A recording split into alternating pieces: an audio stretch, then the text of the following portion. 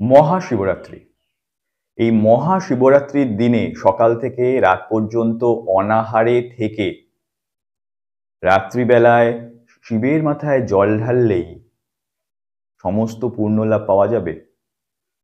শিবকে বলা হয় আদিযোগী। আদিযোগী শিব যোগের সৃষ্টিকর্তা।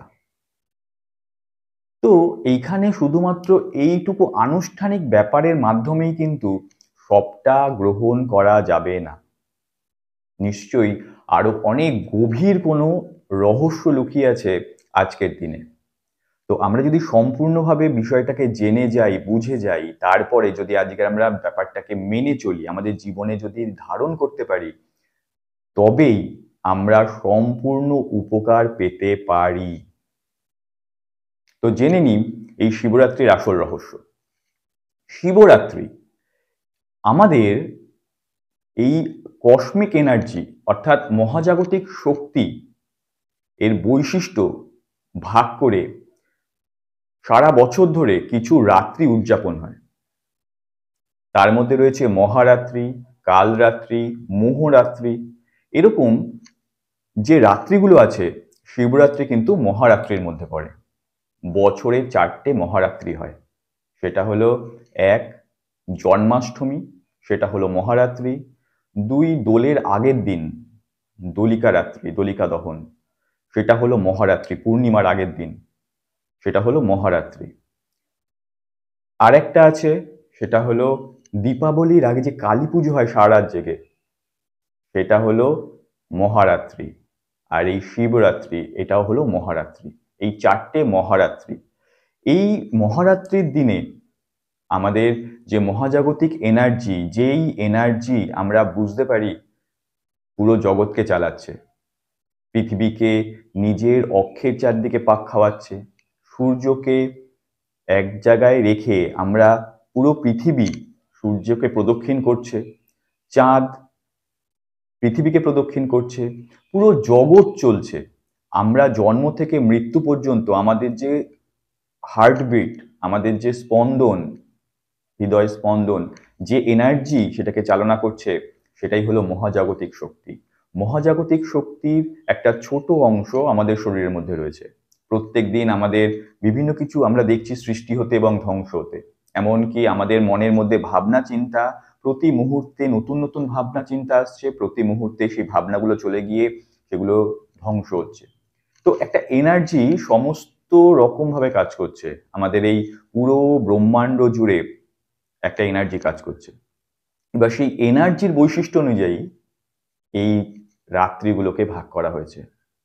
আজকের যদি আমরা এই মহারাত্রির সম্পূর্ণ এনার্জি, এই মহারাত্রিতে আমরা যদি এই জাগতিক সম্পূর্ণ এনার্জিটা আমাদের শরীরের মধ্যে ধারণ করতে পারি, তবে আমরা আরো বেশি সচেতন, শক্তিশালী, যোগী অর্থাৎ যুক্ত থাকতে পারবো এই জগতের সঙ্গে। যোগী মানেই হলো যুক্ত থাকা, যে যুক্ত থাকতে পারে আত্মার সঙ্গে, পরমাত্মার সঙ্গে, এই প্রকৃতির সঙ্গে, নিজের দেহকে। এইভাবেই যোগ রচনা করা হয়েছিল, এইভাবেই যোগকে আনা হয়েছিল সবার মধ্যে। তো কেন আমরা জেনে নিলাম যে একটা মহাজাগতিক শক্তি এই দিনটায় কাজ করে অনেক বেশি পরিমাণে। তো কিভাবে এর উপকার আমরা নিতে পারি? এই যে কেন বলা হয় সারাদিন না খেয়ে থাকতে, সারাদিন না খেয়ে থাকার পেছনে একটাই উদ্দেশ্য, আমাদের শরীরের সবথেকে বেশি এনার্জি যায় খাদ্য বিপাকীয় প্রক্রিয়ায়। আমরা যাতে আমাদের সমস্ত এনার্জিকে সঞ্চিত রাখতে পারি, রেস্ট দিতে পারি, আমরা আমাদের এনার্জিকে মজুত রাখতে পারি, আমাদের ভেতরের যে শক্তি তাকে যদি মজুত রাখতে পারি, তাকে যদি ধীর স্থির রাখতে পারি, তাকে যদি রেস্ট দিতে পারি, তাহলে আজকের রাতে যে এনার্জিটা, মহারাত্রির এই যে শিবরাত্রির বা মহারাত্রির রাতের যে এনার্জিটা আমরা সুন্দরভাবে গ্রহণ করতে পারবো। আমরা যদি এই দিন খাবার খাই, যদি ভরপেট খাবার খাই, তাহলে আমাদের সেই এনার্জি বাইরের এনার্জিটাকে গ্রহণ করার থেকে নিজের ভেতরের কাজকর্মেতে বেশি লিপ্ত থাকবে। এবং শুধু তাই নয়, আমাদের ঘুমও চলে আসতে পারে, আমাদের বিভিন্ন দিকে মন জেনারেট হতে পারে। এনার্জিও যেমন চারদিকে বিশৃঙ্খলভাবে ছুটবে, তো আমাদের এনার্জিটা আস্তে আস্তে কমতে থাকবে। তো সেই জন্যই বলা হয় আজকের দিনে বা এই শিবরাত্রির দিনে কিছু না খেয়ে থাকতে। এবং শুধু শিবরাত্রির দিনে নয়, এটা কিন্তু প্রত্যেকটা মহারাত্রিতেই, যেদিন যেদিন এনার্জিকে গ্রহণ করবে শরীর, সেই দিন নিজের শরীরের ভেতরের এনার্জিটাকে স্থির রাখতে পারে, সেই এনার্জিটাকে কোনো কাজে যেন সে লিপ্ত না হয়, সে যেন একদম সম্পূর্ণ রেস্টে থাকে। একদম যখন গ্রহণ করব এনার্জি, তখন যেন এই আমাদের ভেতরের এনার্জি সেই এনার্জিটা গ্রহণ করার দিকে সাপোর্ট করে। তাই জন্যই বলা হয় অনাহারে থাকতে।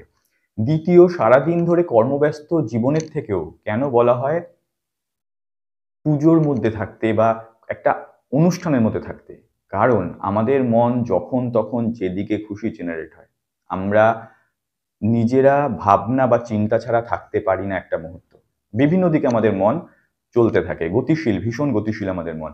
তো এই মনকে যাতে একাগ্র করা যায়, কোনো একটা ভালো কাজে নিযুক্ত রাখা যায়, সেটার জন্যই আজকের এই কর্ম অনুষ্ঠান, আজকের এই পুজো, বিভিন্ন রকম পুজোর মাধ্যমে সেই সংগ্রহ, এইটা কেনা ওটা কেনা, যাতে মন একটা দিকে থাকে, সেই মনকে যাতে একাগ্র করা যায়, সেই জন্যই এই অনুষ্ঠান।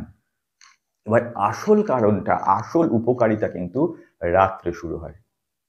যত রাত হবে তত কিন্তু এই কসমিক এনার্জি বা মহাজাগতিক শক্তি বিচ্ছুরণ হবে। আর তখন কি করতে হবে? সারা রাত কোনো আড্ডা নয়, সারা রাত কোনো টিভি, ভিডিও, মোবাইল নয়। রাত্রিবেলাটা পদ্মাসনে, সিদ্ধাসনে বা সুখাসনে বসে মেরুদণ্ডকে সোজা রেখে আমাদের কিন্তু চোখ বন্ধ করে ধ্যানস্থ থাকতে হবে। ঠিক যেভাবে আদি যোগী শিবের বেশিরভাগ ফটো আমরা দেখতে পাই, উনি ধ্যানস্থ, উনি ধ্যানে মগ্ন।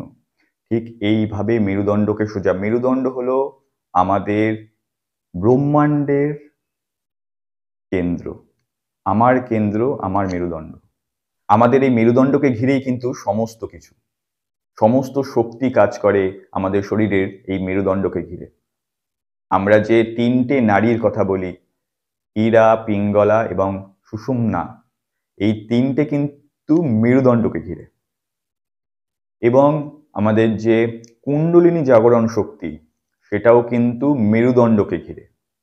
আমাদের যে প্রধান ছটা চক্র, মূলাধার, স্বাধিষ্ঠান, মণিপুর, অনাহাত, বিশুদ্ধি এবং আজ্ঞাচক্র, শেষে সহস্রাধার, সবটাই কিন্তু মেরুদণ্ডকে ঘিরে।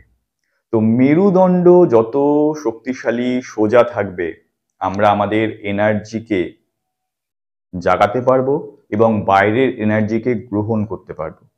তো সেই কারণে আজকের দিনে অনাহারে থেকে, অর্থাৎ কিছু না খেয়ে, অনাহার মানে কিছু না খেয়ে, যারা একদম কিছু পারবেন না তারা যতটা সম্ভব সহজ পাচ্য খাবার খাবেন, ফলের মধ্যে দিয়ে থাকবেন। যতটা সম্ভব শরীরকে রেস্টের মাধ্যমে রেখে উপবাসে থেকে, উপবাস আর অনাহার কিন্তু এক নয়। উপবাস মানে হলো উচ্চ কিছুর সঙ্গে বাস করা। এই যে আজকের পুজো পাঠ বা ভালো কিছুর সঙ্গে যুক্ত থাকা, এটাকেই বলা হয় উপবাস। উপ মানে হলো উচ্চ কিছুকে উপ বলা হয়, উপহার, তেমন উপবাস। উপবাস মানে অনাহার নয়, উপবাস মানে উচ্চ কিছুর সঙ্গে থাকা। তো এই যে অনাহারে থেকে, উপবাসে থেকে রাত্রিবেলায় আমরা মেরুদণ্ডকে সোজা রাখবো যতটা সম্ভব, যতক্ষণ সম্ভব, যদি ভোর পর্যন্ত থাকা যায় খুবই ভালো। আমরা ধ্যানস্থ থাকব। মাঝে মাঝে যদি অসুবিধা হয় আমরা উঠে হাঁটা চলা করে আবার বসে ধ্যানস্থ থাকব। মেরুদণ্ড সোজা থাকবে, ঘাড় সোজা থাকবে। আমরা পদ্মাসন, সিদ্ধাসন বা সুখাসনে বসে চোখ বন্ধ করে মনকে একাগ্র করে রাখবো। তবেই কিন্তু আমরা এই দিনটার সম্পূর্ণভাবে লাভ তুলতে পারবো। ভালো থাকবেন, সুস্থ থাকবেন। নমস্কার।